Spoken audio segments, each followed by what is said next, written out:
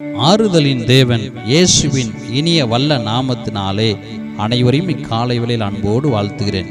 இன்றைய திருவார்த்தை ஏசாயா 57:18. துக்கப்படுகிறவர்களுக்கு ஆறுதல் அளிப்பேன்.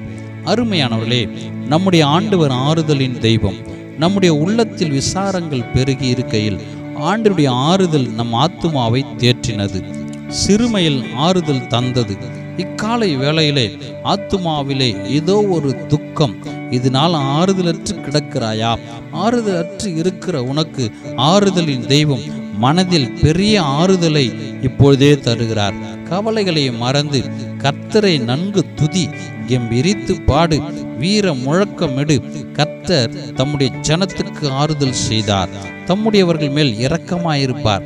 இனம் புரியாத மனத்தேறுதல் நீங்கா ஆறுதல் இப்போதே கர்த்தர் உங்களுக்கு கட்டளையிடுவாராக. ஆறுதல் அளிப்பேன் என்று வாக்கு கொடுத்தவர் நிச்சயம் ஆறுதலை உங்கள் அனைவருக்கும் இந்த நாளிலே காலை வேளையிலே தந்தருள்வாராக. ஆமென்.